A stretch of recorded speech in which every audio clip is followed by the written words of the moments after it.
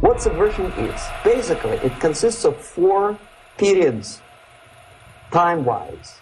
If we start from here and go this way, time, right? This is the beginning point.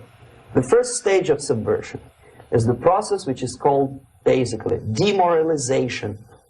It says for itself what it is. It takes from, say, 15 to 20 years to demoralize a society.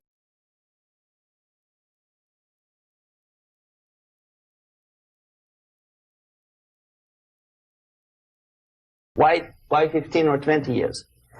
This is the time sufficient to educate one generation of students or children. One generation, one lifetime span of a person, a human being, which is dedicated to study, to shaping up the outlook, ideology, personality. What is Generation Z?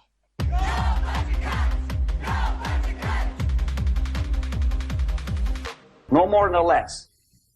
Usually it takes from 15 to 20 years. So we have religion, we have education, we have social life, we have power structure, we have labor relations, unions, and finally we have law and order. 1, 2, 3, 4, 5, 6. Okay? These are the areas of application of subversion. What it means exactly?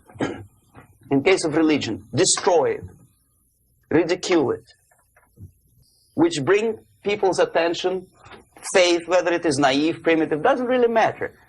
As long as the basically accepted religious dogma is being slowly eroded and taken away from the supreme purpose of religion, to keep people in touch with the supreme being, that serves the purpose. Therefore, replace it, accepted, respected religious organizations with fake organizations. Americans' beliefs are becoming more post-Christian, and concurrently religious identity is changing.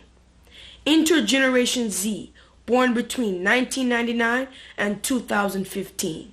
They are the first truly post-Christian generation. Distract people's attention from the real faith and attract them to various different faiths. Education. Distract them from learning something which is constructive, pragmatic, efficient. Instead of mathematics, physics, foreign languages, chemistry, teach them history of urban warfare, natural food, home economy, your sexuality, anything, as long as it takes you away. A 2018 study came out of Norway that shot them down.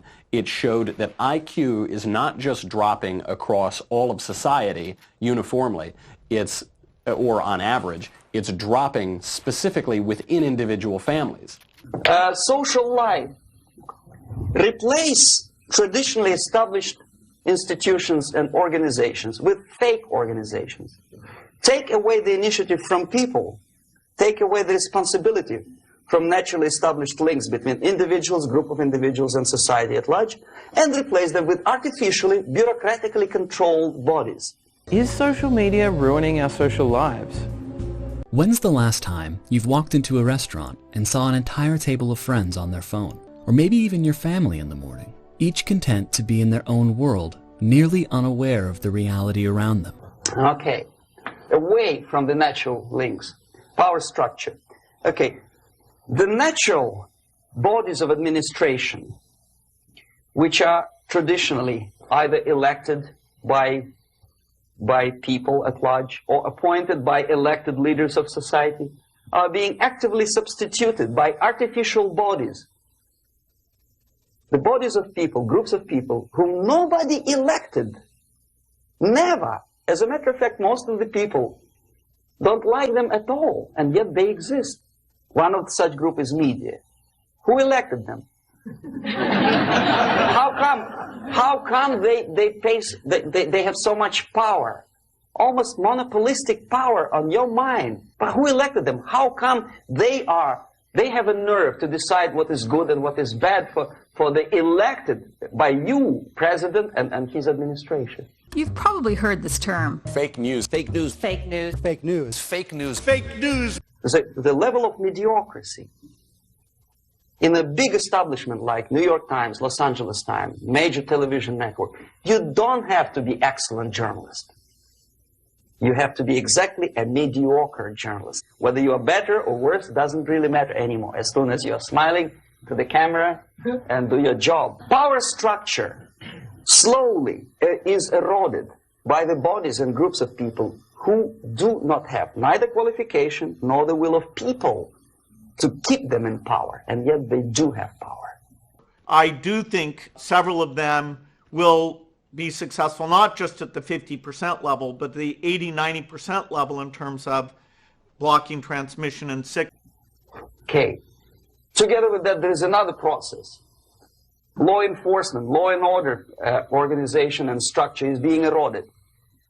For the last 20, 25 years, if you see old movies and new movies, you can see that in new movies, a policeman, an officer of the United States Army looks dumb, angry, psychotic, paranoid. A criminal looks nice, kind of, but basically he's a nice human being. He's creative. And he's unproductive only because society oppresses him. Whereby a general of Pentagon is always, by definition, a dumb, a war maniac. A policeman is a pig, rude policeman. He abuses his power. No? A generality, generalization like that. The hatred, the mistrust to the people who are supposed to protect you and enforce law and order. Okay, labor relations. At this stage, within 15 to 20 years, we destroy the traditionally established links of bargaining between employer and employee. I was made to believe by media, by business, by advertising agencies that I need more and more and more. Have you ever heard any advertising on TV to consume less? No. No way. Whether you need a six-cylinder car or not, you have to buy it. And hurry up. Save by buying more. The moment you bring a country to the point of almost total demoralization, when nothing works anymore, when you are not sure whether it is right or wrong, good and bad, but there's no division between evil and good, when even the leaders of church sometimes say, well, violence for the sake of justice, especially social justice, is justified. And we listen to them and say, yeah, probably it's true. Is it true? No, it is not true. Violence is not justified, especially for the sake of quote-unquote social justice introduced by Marxist-Leninists. The next step is destabilization. Again, this word says for itself what it is. To destabilize all the relations, all the accepted institutions and organizations in a country of your enemy. How you do it? You don't have to send up a battalion of KGB agents to blow up bridges. No. You let them do it themselves. So the area of application here is narrowing down to economy, again labor relations, right? To law and order, plus military. Yes, and again the media. Okay, basically three areas. Economy side. Here it's radicalization. On the stage of destabilization, we cannot come to compromise even within a family. The husband and wife couldn't figure out which is better. They cannot come to compromise unless they start a fight. It's impossible to reach a compromise, constructive compromise between neighbors. Radicalization of human relations. No more compromise. Fight, fight, fight. The normal, traditionally accepted relations are destabilized. On the right, conservatives, you're always talking about taxes and regulations and big government. And on the left, liberals, talking about economics, it's always about income inequality, right? The divide between the left and the right is as bad as it's been in really any of our lifetime. The relations between teachers and students in schools and colleges. Fight. The relations in economical sphere between laborers and employers are further radicalized. No more acceptance of the legitimacy of demands of workers. The society at large becomes more and more antagonistic between individuals, between groups of individuals, and the society at large. The media puts himself in the opposition to the society in general, at large. Separate, alienated. Okay? On that stage, you remember I was talking a couple of hours ago about the sleepers. That's when the students from, say, United States, if they are trained in Lumumba University, or developing nations, that's the students I was dealing with, are being sent back. Or if they were already in the United States, in the country, which is the object of subversion, they spring to action. The sleepers go up. They slept for 15 to 20 years.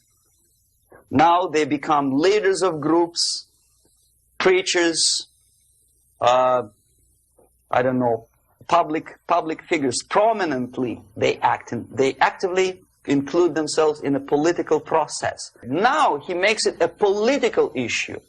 He demands recognition, respect, human rights, and he rallies a large group of people. And there are violent clashes between him and police, his group and ordinary people, no matter what. It's black against white, yellows against green, doesn't matter where the division line goes.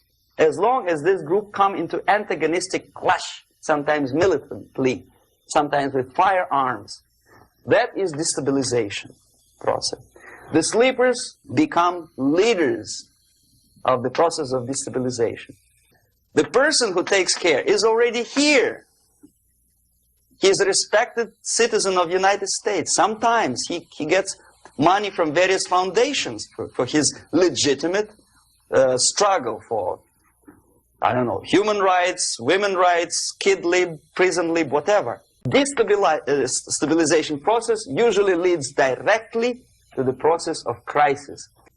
So instead, we have artificial's body injected into society, such as non-elected committees. You remember I was talking about them here. Social workers who are not elected by people, media who are self-appointed rulers of your opinion, some strange groups which claim that they know how to lead society forward. They don't usually. All they care is how to collect donations and sell their own concocted ideology, mixture of religion and ideology. Here, we have all this artificial's body claiming power. If the power is denied to them, they take it by force. Crisis is when society cannot function any more productively. It collapses, obviously. That's the word for crisis. So therefore, the population at large is looking for a savior. The religious groups are expecting a messiah to come. The workers say, we have family to feed.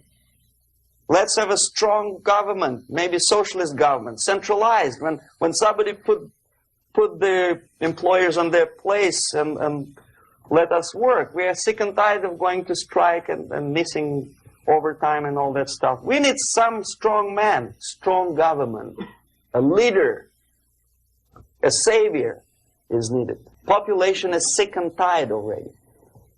And here we are. We have a savior.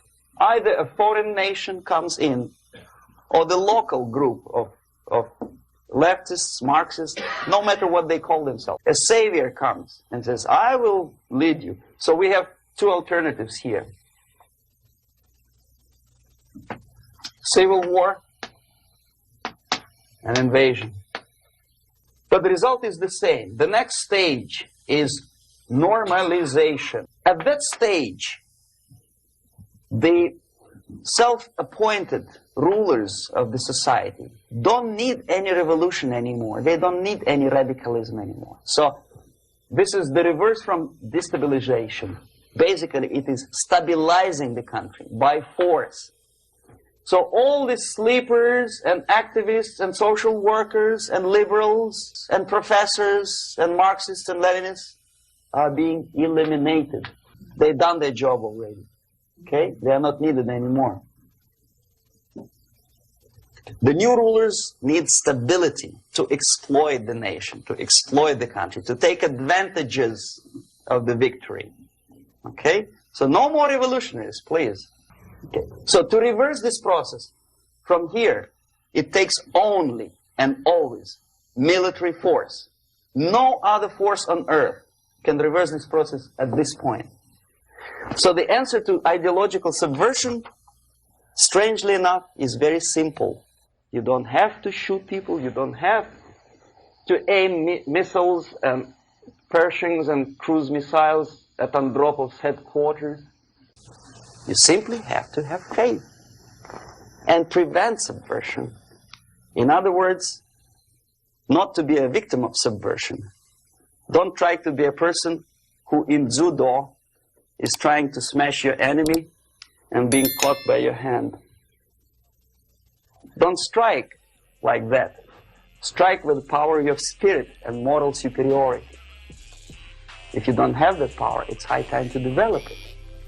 And that's the only answer.